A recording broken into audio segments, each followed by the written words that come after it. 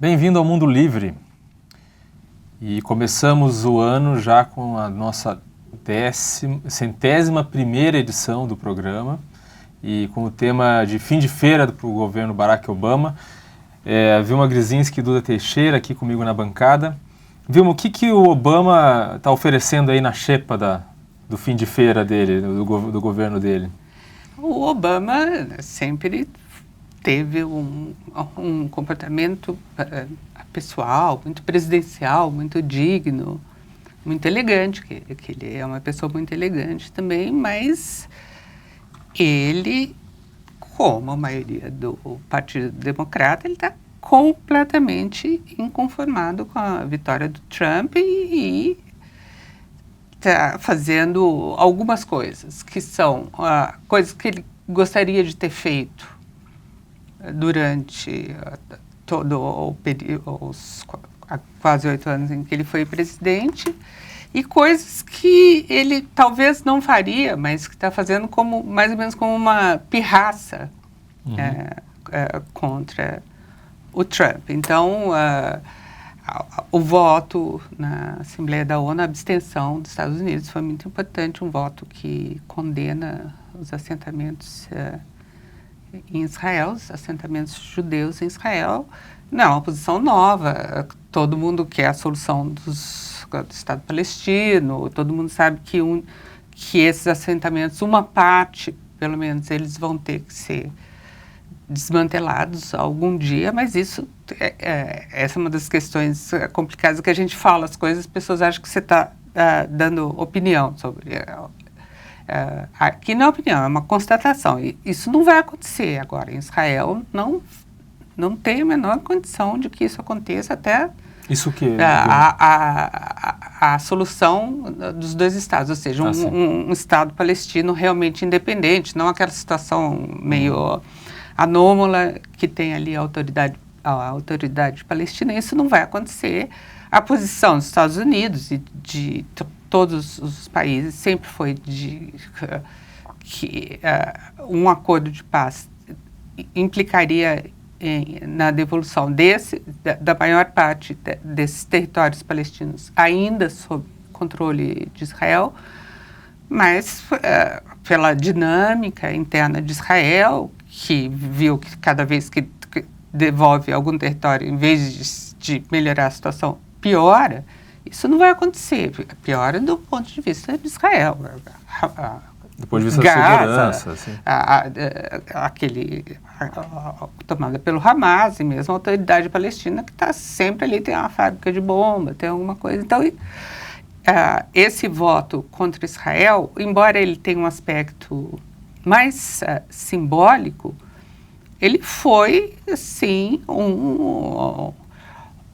uma punhalada pela frente, né? Porque Israel sabia que ia acontecer, tentou desarticular, não conseguiu, e foi também, de alguma maneira, uma armadilha plantada no caminho do Trump, porque força o Trump a ou tentar desarticular isso, que é impossível, ou já entrar no governo com uma questão de política externa que não deveria estar agora, na situação atual, não está ali na linha de frente dos problemas. Então, existe essa sensação de que o Obama está plantando armadilhas. A outra coisa foi a expulsão dos diplomatas, bem entre aspas, da Rússia. Russos. Tem que fazer represália quando todo mundo espiona todo mundo. Isso é a lei básica. Quando é pego ou quando faz alguma coisa fora daquelas regras ali que são não faladas, né? Tá certo, mas tá certo fazer represália, expulsar, isso tudo é do arsenal de medidas softs, né? Medidas leves que dá para tomar, né? Mas plantou uma armadilha ali para o Trump que, por esses motivos que nós ainda vamos ficar sabendo no futuro, ele tem aquela posição de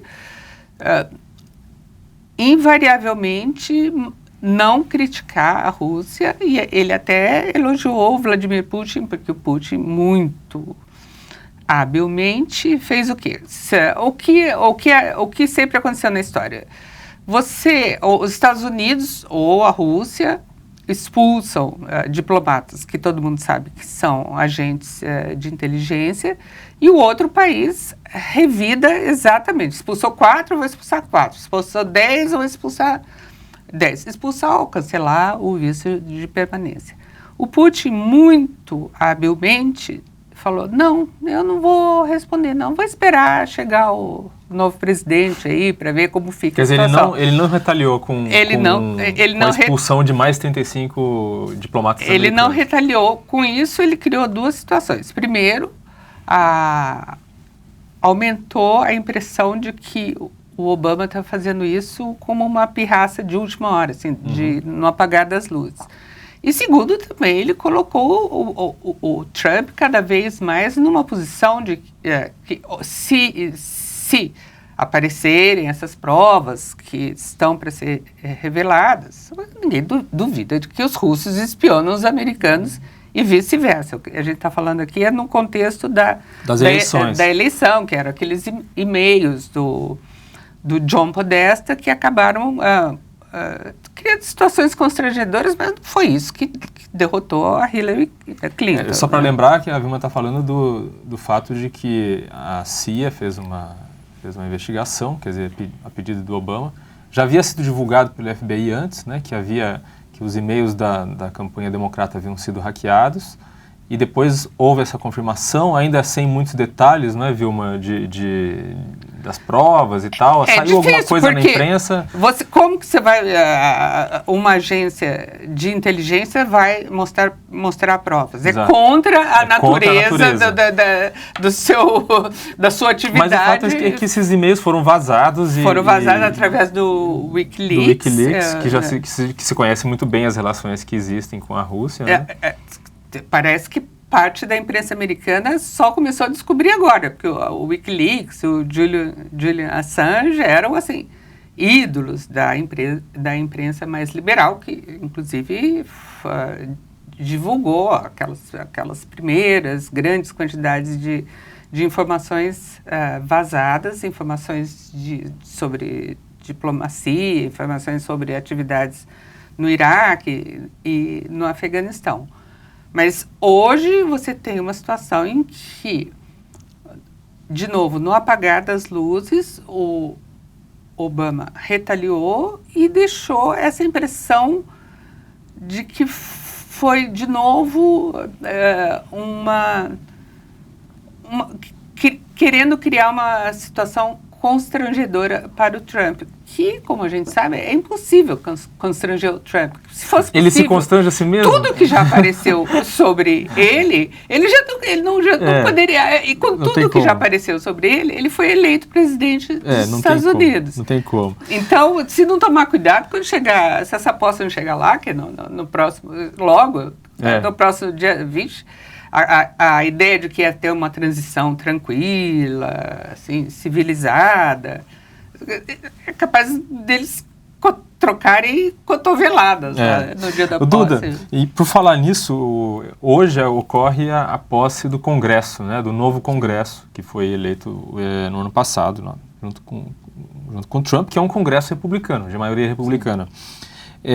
O que esse novo Congresso, os deputados e senadores estão preparando aí? Já falaram que vão desfazer boa parte do legado do Obama. O que eles podem fazer aí até a posse do Trump, já preparando o terreno para a posse do Trump? E falando que vão desfazer rapidamente, né? No primeiro dia, uma das coisas que eles mais falam é o plano de saúde do Obamacare, né? Com razão, né? Em vários lugares, o que você tem que pagar para você ter direito a essa cobertura e o que você tem que pagar, até porque se você não quer essa cobertura de saúde, esses valores aumentaram muito nos Estados Unidos e causaram muita revolta, e foi até um dos elementos que ajudou o Trump a ganhar a eleição, né? Eles também falam em desfazer várias regulações de questão ambiental, né? Que, do ponto de vista republicano, atrapalham os negócios de pequenas e médias empresas e tal, né? Então, vai haver tanto essa pirraça de fim de feira do Obama, é tanto porque muito do que ela construiu internamente vai ser desfeito, mas muito daquilo que ele queria construir no mundo inteiro, né, que era campanha pelo aquecimento global, vou fazer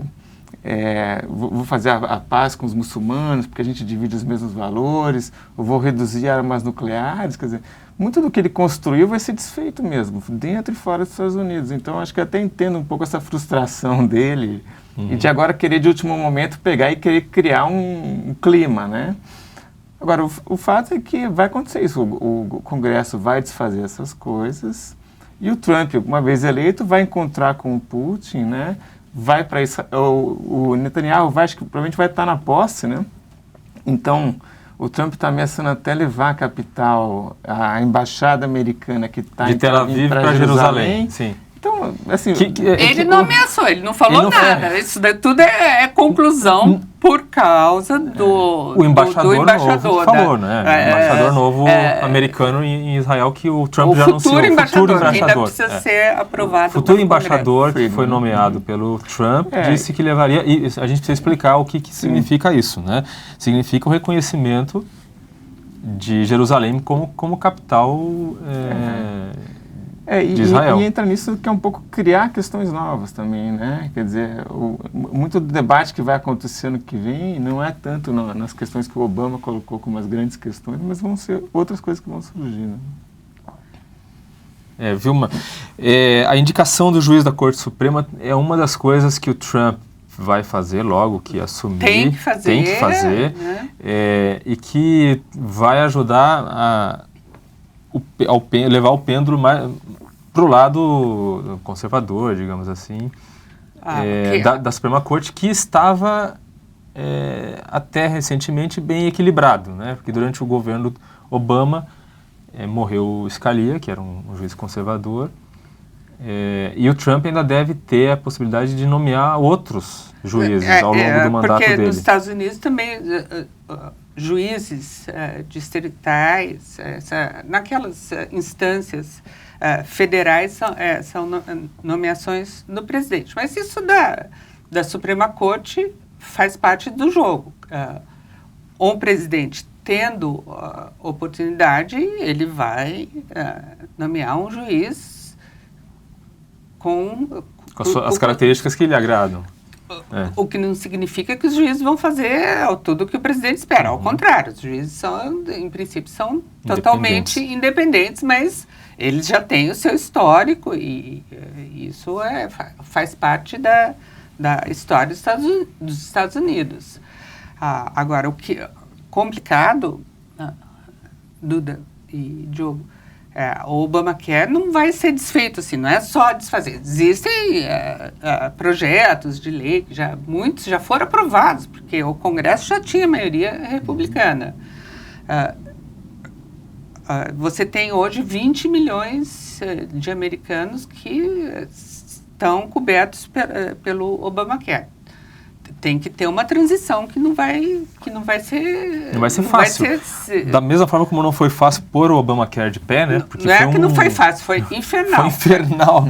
Foi um monte de problema. Feito, mal concebido e além dos problemas intrínsecos, teve também os problemas tecnológicos. Então, isso daí vai demorar um pouco, vai provocar muita oposição, que, aliás, Diogo, tem muitos democratas que eles não estão falando que eles vão fazer oposição, não. Eles estão falando que é resistência. Eles estão se sentindo meio assim, em Serra Maestra, né? É resistência. A palavra de ordem é resistência.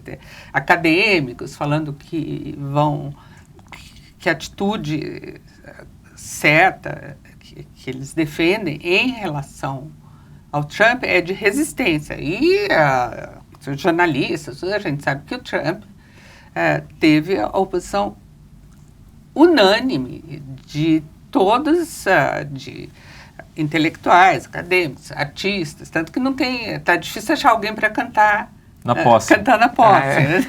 Se bem que cantor não está na categoria de intelectuais nem acadêmicos. Né? Mas hoje Mas nos é a Estados classe Unidos, artística. São como, considerados. como no Brasil, eles dão as suas opiniões. No Twitter, são os filósofos no Twitter. E tem um peso... tem um peso importante. A única coisa que não aconteceu até agora foi o pessoal que falou que ia mudar para o Canadá se o Trump ganhasse a eleição. Isso não aconteceu. Agora, o resto, resistência,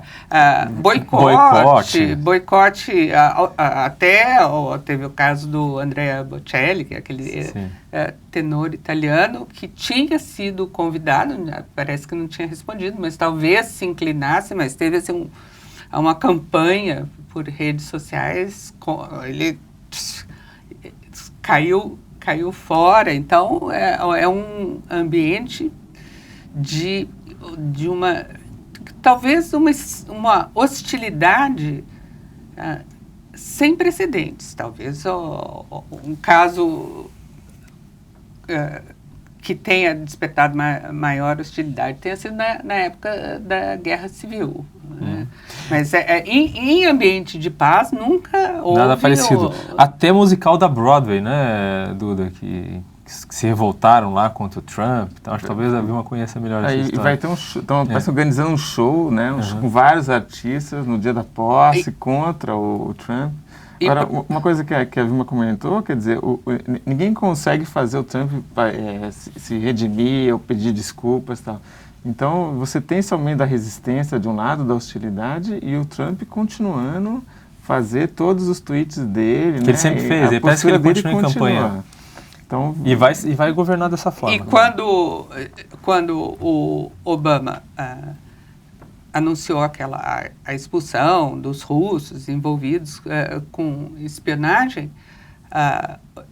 todo mundo se lembra que logo depois da eleição, o Obama assim, engoliu um sapo maior do que a Casa Branca e, como exige o ritual da democracia, recebeu o Trump ali, eles... Fez a fotinha, eles fizeram... Se elogiaram. Se elogiaram, mas como o Trump nem o Obama estão se controlando muito, agora você vê, conseguir descontrolar o Obama não é fácil. O Trump fez um tweet, deu uma tweetada depois desse anúncio, dessa expulsão dos russos, dizendo, aquela história de transmissão de poder tranquila, eu estou fazendo todo o possível para não ceder às provocações do presidente Obama. Quer dizer, não tem ninguém que ceda mais a qualquer tipo de provocação do que o Donald Trump. Nós vamos mostrar um vídeo do Trump comentando exatamente a questão da resolução, né, da abstenção dos Estados Unidos que permitiu a aprovação da resolução contra Israel.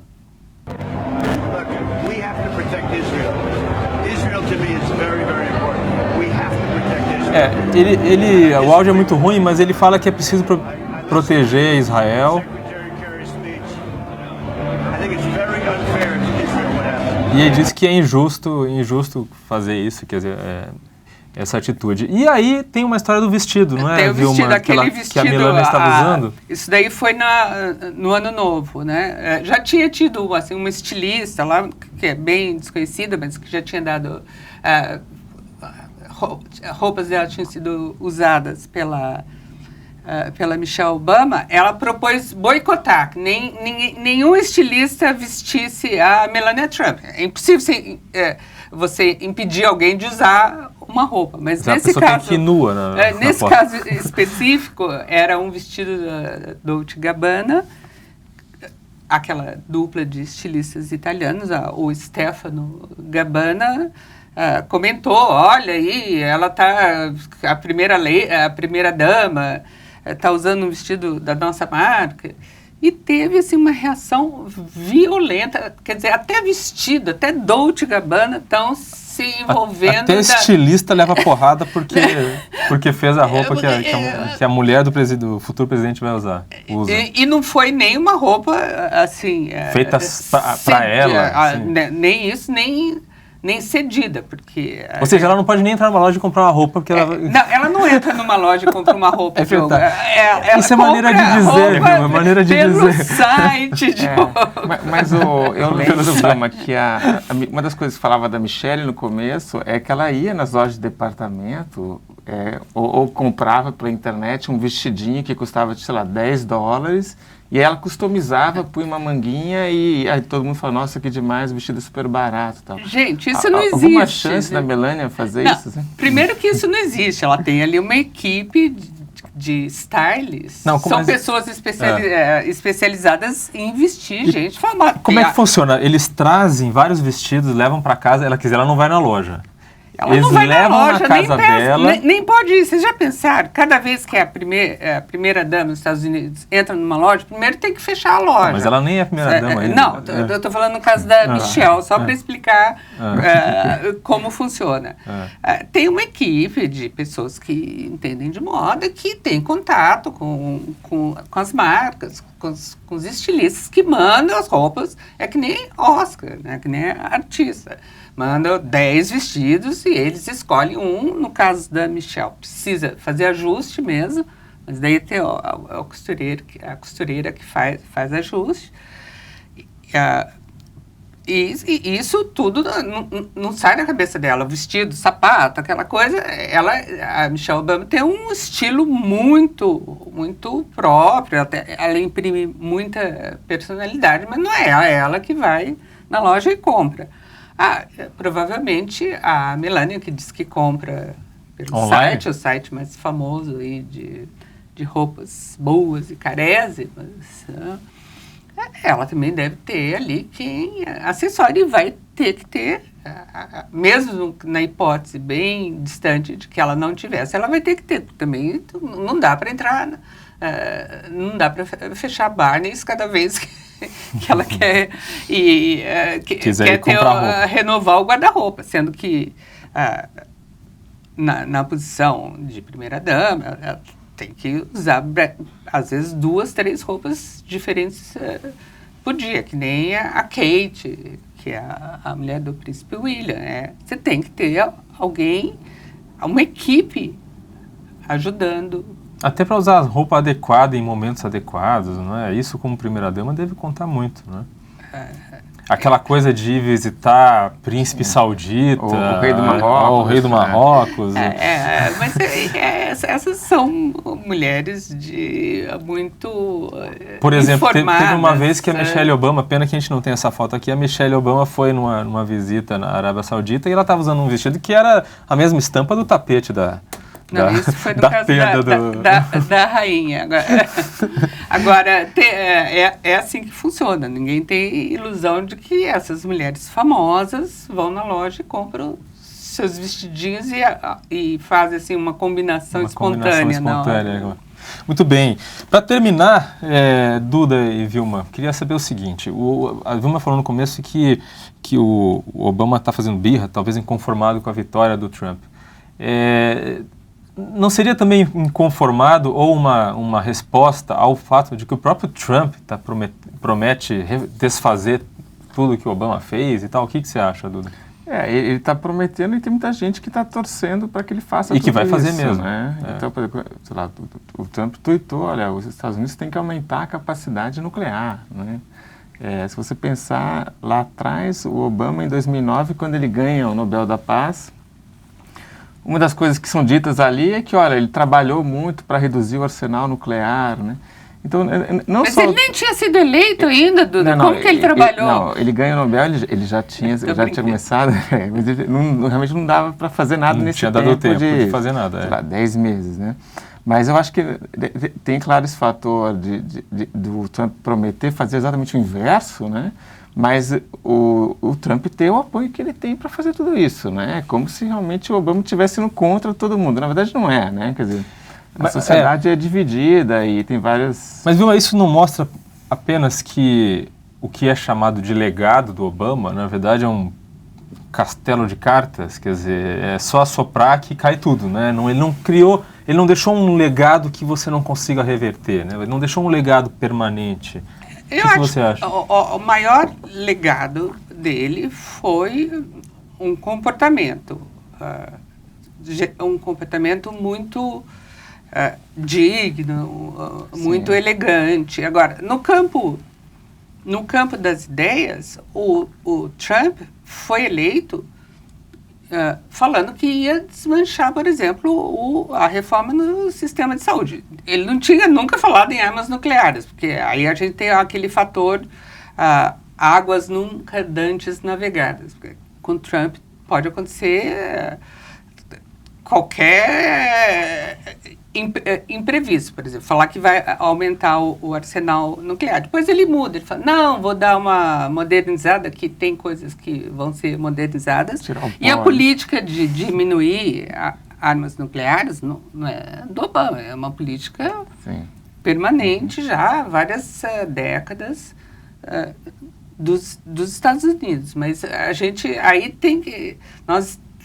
Nós, os Estados Unidos e o resto do mundo, nós temos que estar preparados para essas coisas que ele fala de improviso e que a gente não sabe. O que a gente sabe, com certeza, que vai mudar o Obamacare, que vai desregulamentar vários aspectos da economia, que é uma reclamação unânime também. Em relação a impostos e tal, e fazer uma reforma fiscal.